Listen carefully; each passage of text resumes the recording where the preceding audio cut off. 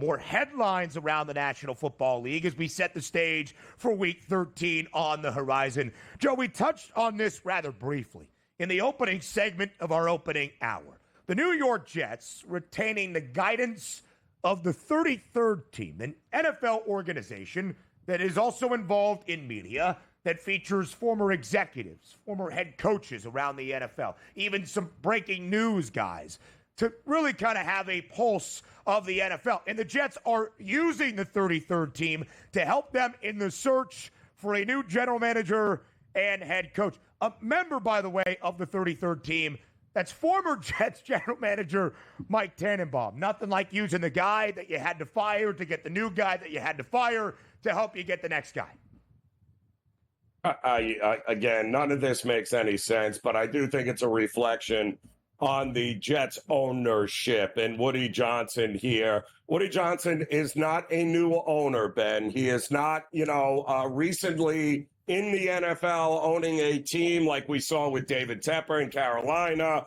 This is a guy that has been in the NFL for decades. And the fact that you need an organization to tell you and point to you who the right football people are to have in the NFL is a little mind-numbing to me, but I think it just reflects, once again, on the problem with the Jets organization. It starts at the top, and it starts with ownership making decisions like they made this year on coaches and a GM midseason, and hiring a group headed by the guy that buried your franchise last time he was there. Again, there are a lot of reports about what has happened for this gangrene organization in this very tumultuous 2024 season, where Woody Johnson, the owner, exerting his influence despite the actual football decision makers telling him to be cautious. And Woody Johnson even going against the acquisition of Aaron Rodgers. Sometimes the hubris and pride of owners, because they are rich or because daddy was rich and they inherited all of the wealth, can stand in the way of good football decision making. What we do know, though, the New York Jets and the optimism as a 3-8 football team has dwindled away. The New York Jets are going to miss the postseason for a 14th consecutive year. It is by far the longest active drought in the National Football League, and it doesn't just stop, Joe, at the NFL, also including the NBA, MLB, and the NHL. It is the longest active playoff drought in any of the four major men's professional sports leagues in North America. So good job, Woody. Yeah, it's and you can't figure out why there is a new logo coming with just a picture of a dumpster fire. And that's the reason why. Once again, decisions continue to be made that are head-scratching with this organization. And my goodness, how much longer can the fans stay around, Ben? I just don't get it. And I have said, Joe, right, that you invested so much into Aaron Rodgers. You let him call a lot of the shots for your organization. Yep. Your head coach is gone. Your general manager is gone. And you have a 40-year-old quarterback who does not seem fully committed to playing in the National Football League as he approaches year number 41 of his life and year number 21 of his NFL career. Fine, you're going to have to rebuild once again. What exactly are you rebuilding? You are a franchise, as I just expressed, that will not make the postseason for 14 straight seasons. But you are, again, rebuilding. And the track record of rebuilding success as of late for New York has not been very successful here for the Jets. Some positive quarterback news elsewhere around the NFL. Also for two incredibly disappointing teams this season. Brock Purdy back at practice, or at least throwing without issue on Monday. Trevor Lawrence returns to practice for the Jacksonville Jaguars. Oh, I was looking forward to more Mac Jones this week, but unfortunately it looks like just maybe, Trevor Lawrence will be back. And, there's really no difference between those two anyway, statistically. Yeah. Two-win football team, Jacksonville. It's a 5.5-point home dog against the Texans. Houston desperately needs it. So too does San Francisco. Sunday night in Buffalo, 6.5-point underdog currently. Let's set the stage for Turkey Day next. This is a week of football and family. Thanksgiving is just 2 days away. And of course, to celebrate in the National Football League, it's turkey legs and it's a triple header. 3 games that begin bright and early on Thursday in Detroit with the NFL's best team. There was a time, Joe, when growing up for me out on the West Coast, to wake up around 9:30 a.m., especially maybe in my high school or college years when the libations started to flow on the night before Thanksgiving, known as Blackout Wednesday. You get back with the people, you're having a fun time. It was a little bit difficult to wake up for that 9:30 a.m. Pacific time start with the Lions, right? Not anymore. Not the same old Lions. It's appointment television. Anytime the 10-1 Detroit Lions take the football field in an NFC North duel to start off Thanksgiving hosting the Chicago Bears. It is, though, a rather large spread to start off Turkey Day, a 10.5-point number in favor of Detroit. Total at 48.5. What can we expect for the first course on Thanksgiving? Yeah, well, a blowout. And Thanksgiving has told us over the years, Ben, that the chalk is really dominated these games in Thanksgiving. In fact, I believe since 2004, favorites on Thanksgiving, Ben, 48-9 straight up, 38-19 against the spread. And if you're a double-digit favorite, well, those are 9-0 against the number on Thanksgiving since 2005. And 11-0 since the wild card era back in 1990. So it has always been profitable to back the chalk on Thanksgiving here, even the double-digit kind. And when that chalk is the best cover team in the National Football League in the last 3.5 years, you can feel even a tad more confident. Detroit, since the start of 2023, 19-7 against the spread. This year, in their 10 victories, they have covered 9 times. Meanwhile, Chicago, 2 covers in a row, or at least a push, depending on where you got that closing number on Sunday against the Vikings. But anytime Chicago has covered a number or not lost against the spread, a pure non-cover, Joe, they have been at home.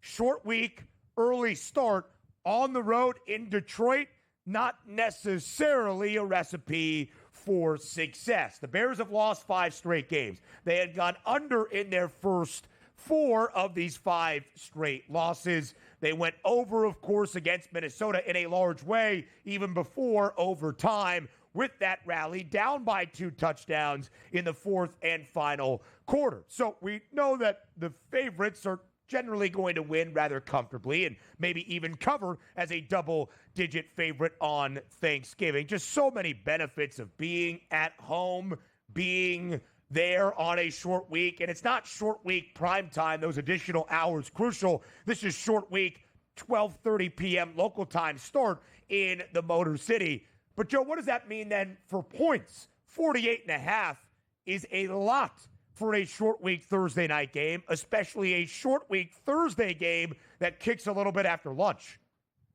Yeah, and another one of these situations, Ben, where, the overs have actually been not a bad look in these games here. A little less defense, a little more offense, especially when we're talking about a team, Ben, that has already dropped 50-plus points. How many times this year, and should not have a problem doing it again. I don't think they are in jeopardy of losing like we saw Green Bay beat them with Detroit being a favorite a year ago, which ruined the hopes and dreams of a lot of people that were in a survivor pool last Thanksgiving. I don't see that happening again this year with Detroit. I do think a lot of points could very well be coming in this game. I mean, how many had Minnesota lighten them up last week against that defense? Yeah. And so, again, when you look at these numbers, Detroit as a double-digit favorite twice this year against other teams that were sub-500 as Chicago is. Tennessee at home, they scored 52. Covered the number, winning 52-14, easily over 45 and a hook. Who else were they a double-digit favorite against? In fact, the largest favorite of the year so far against Jacksonville 2 Sundays ago we know the score, 52 points, 52-6, the final score, a cover and an over for Detroit. Now, I don't think Chicago is as bad, despite what the record says, as a Jacksonville, as a Tennessee right now, but we know the Lions like to beat up on bad teams. We could see some points. Now, let's talk Lions in general. 10-1. Many people feel Detroit is the best team in the National Football League. It's hard to argue. They're the Super Bowl favorites at a 3-1 number. $2 in front now of Kansas City. The short favorites to win the NFC. A -600 favorite to win the division for a second consecutive year after going 3 decades without a divisional championship, and a -250 favorite to be that 1 seed in the NFC. Are there any of those categories, Joe, any of those 4 betting markets that you believe Detroit is not worthy of the price associated? No, they're not. I mean, what else do you want from them at this point? The schedule still remains extremely favorable for them. The ability to play indoors, once again, favors them. The only thing I'm worried about with this Detroit team is, how many more injuries can they sustain, certainly on the defensive side of the ball, before it starts to catch up with them. But I'm not exactly sure that the Chicago Bears are a team that are going to be able to take advantage of any of the deficiencies they have defensively right now. So I'm not worried about it in the immediate future. But once we get to January, it may come into play. But as of right now, all those numbers, very worthy of a 10-1 team. I bet the Detroit Lions to win Super Bowl 59 at a 6-1 number, now double what it is now, just about a month ago. So we have seen that price grow shorter and shorter week over week as Detroit's dominance continues to grow. Of course, the Lions have won an NFL championship, but that was before the Super Bowl era and before the merger way back in 1957. The Lions have not just failed to ever win a Lombardi Trophy, Joe, they have never played in the big game. They have never played in a Super Bowl. So to be the short Super Bowl favorites, this is very new territory in the Motor City. First course, the Lions and the Bears, a divisional duel on Thanksgiving, a 10.5-point spread. Maybe you're thinking, 10.5 points, how close is this game going to be? Is it even good? I'd actually rather watch the first course than the second course, because the Cowboys will host the New York Giants at the Star. Dallas, a 3.5-point favorite against the G-Men. The total, 37.5. It was 36 and a hook earlier in the week. I actually think this could get a little helter-skelter, if albeit in an ugly fashion. Maybe we just hope for points in the second course of the Turkey Day tripleheader. You know, in the last 20 years, Ben, only 3 games on Thanksgiving have closed with a total below 40. And that'll be, this will be the 4th, right? Because this is not getting up and over 37 and a half. It's not even going to sniff 40. 2-1 to the over, Ben, in those previous 3. I just can't see. Well, I mean, who are we kidding? The Giants defense pretty much rolled over at home against Tampa. Maybe we get a ton of points in this game here. They allowed 30, right? And then the Cowboys played in a game where 31 points were scored in the final 3 minutes of regulation. So maybe, just maybe, everybody get ready to learn. Cooper Rush versus Tommy DeVito. Tommy Cutlets in his first game back starting with the New York Giants. Barely over that number, but not to 180. Did utilize his legs, more than 30 rushing yards. Cooper Rush, there are the prices. Look at those numbers to throw 3+ touchdowns. Yeah, I don't see that happening even if we get some offense on Thanksgiving. The Turkey Day nightcap, though, it's a good one at Lambeau. Next. All right, so the first course of our Thanksgiving triple header in the NFL at least features the best team in the National Football League. That's the Detroit Lions at 10-1 and a 3-1 price as the Super Bowl 59 favorites. We'll see if Chicago can keep the game close because it is a 10.5-point spread in favor of the home team in the Motor City, that being the Lions. The second game is between 2 teams that are well under 500 at this moment. It's the 4-7 Dallas Cowboys and the 2-9 New York Giants. It's Cooper Rush against Tommy DeVito. 3.5-point spread in favor of Dallas at home in the Storm.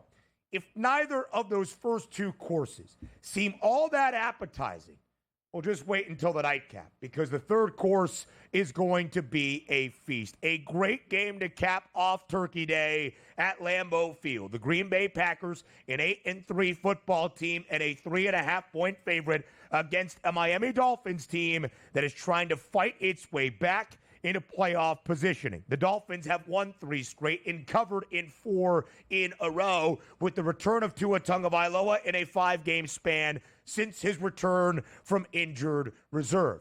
3.5-point spread in favor of Lambeau. How competitive will the nightcap on Thanksgiving be?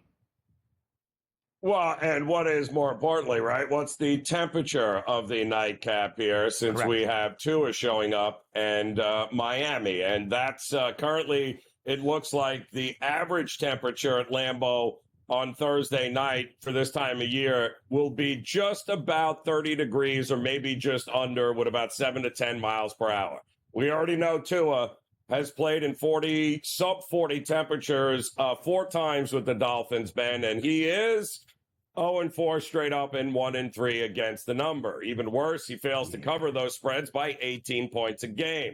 So we've got an issue here if you think the weather, the coldness, is going to be what hampers Tua. I don't happen to think so in this particular spot. I don't think it's going to be double-digit wins. Cold is cold, but after having played in that, -4-degree Kansas City game last year, this should seem like a vacation for Tua and Miami. I do think I don't like Jordan Love as a favorite. It's not been a profitable endeavor in his short career.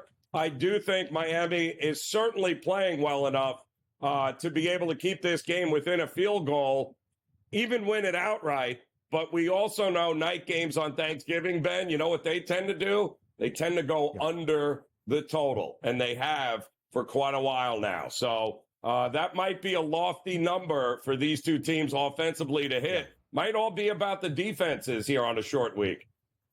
And maybe it will be, Joe, despite the fact in the 5 games since Tagovailoa's return, the Dolphins have scored at least 23 points in all 5 games. They had not scored more than 20 in the first 6 games of the year. They're averaging 29 points per game, and they have gone over the total in 4 of the 5 with Tua back. Again, they have covered in 4 straight. They have won 3 in a row. They have won and covered in all 3 of those games, including outright as an underdog once. That was the game in L.A. on a Monday night, albeit indoors, inside SoFi Stadium. In fact, Joe, they have been an underdog only 4 times this year. Twice without Tua Tagovailoa, and twice with. They've actually covered in both games as a dog with Tagovailoa as the starting quarterback. Why do I highlight that? Because what has been the knock against the Finns with Mike McDaniel, with Tua? Their inability to even keep games competitive when not expected to win said game. As a favorite since the start of last year, the Miami Dolphins, and a couple of these losses without Tua Tagovailoa in the lineup, 2 to be exact. But as a favorite since the start of last year, the Miami Dolphins are 14-4 straight up. They are 13-5 against the number. That is pretty good, 12-6 against the number, but still a really good cover team. As an underdog since the start of last year, 3-9 ATS, 2 of those 3 covers coming this year with Tua under center, and just 2 outright wins. And that's what Miami is looking for because of the injury to Tua Tagovailoa earlier in the year and dropping the first 2 games despite looking better in his return. The Dolphins are still sub 500, Joe, with a 5-6 record. They need to stack up wins, even unlikely games on a short week in the cold at a place known as the Frozen Tundra. We'll see if they can do that on Thursday night. Yeah, and listen, I think that this is all going to come down to both of these defenses being able to slow the other team. When we have gotten totals of 43 or more on Thanksgiving night, 8-3 to the under in that span here. Short week of rest. LaFleur has not been great on short rest there, especially as a favorite. His numbers are 1-6, I believe, is what we're looking at there against the number. Yeah. That hook, as long as it's available, it looks to me like Miami's got the value here. Again, it's going to be cold, but it's not going to be what we saw against Kansas City last year. So yeah. I think Miami will be fine from that opportunity. That was the fourth coldest game on record in the history of the NFL. Yeah. Even, I think, colder than the Ice Bowl, but I'm not even entirely sure on that. It's supposed to be around 33 degrees for most of Thursday in Green Bay on Thanksgiving. The wind's not especially terrible, so the feels-like temperature probably not going to be all that much worse than 30 degrees Fahrenheit. A 7% chance of snow as we get into those evening hours. Again, the Dolphins right now, plus 250 price to see the postseason. The Packers are 8-3 straight up. One of those three teams in the NFC North, 5 games above 500 or better, and a minus 2,000 favorite, Joe, to see the playoffs. Yeah, they have a shot. They have a legit shot here because the schedule favors them. If they can win this one, Ben, take the 250 now because it's not going to be available there Friday. That's for sure. That being for the Miami Dolphins for sure. The Packers still the third best price to win the NFC Championship.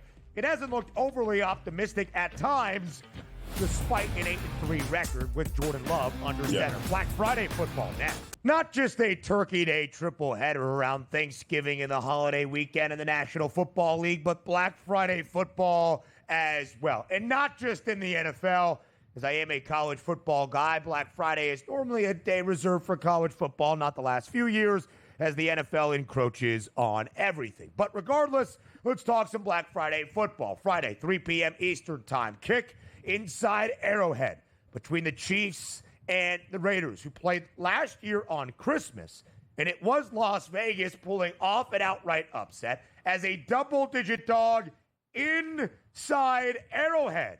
Could the holidays bring more joy for a Las Vegas team, Joe, that has dropped 7 consecutive games and is covered just once in the 7-game skid? They are a 13, that being the Raiders, a 13.5-point underdog in KC-Mo on Friday afternoon. Ben, listen, it's well documented. Kansas City is not to be trusted to cover big spreads. Certainly not trusted to go double-digit wise here in this game. I don't care who they're playing. I just think that you're better off looking for team totals with Kansas City if you're going to go that route. Maybe fade Desmond Ridder and the Raiders.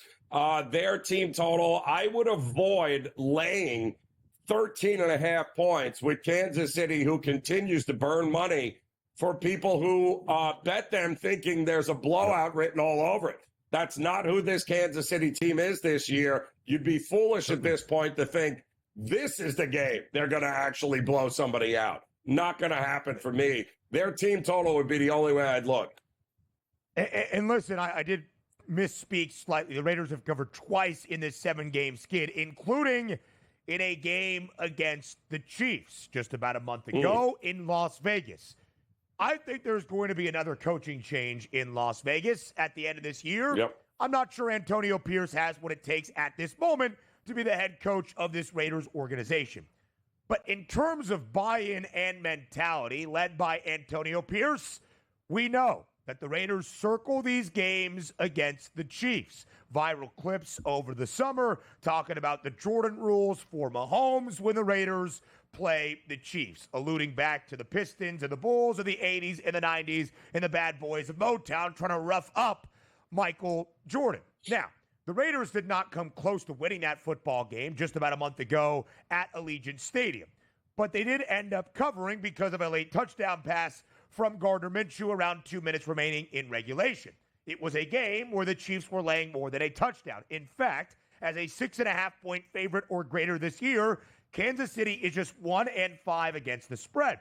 In 4 of those 5 non-covers, the games have gone over. In 6 of the 7 consecutive L's for Las Vegas at this moment, the game has gone over.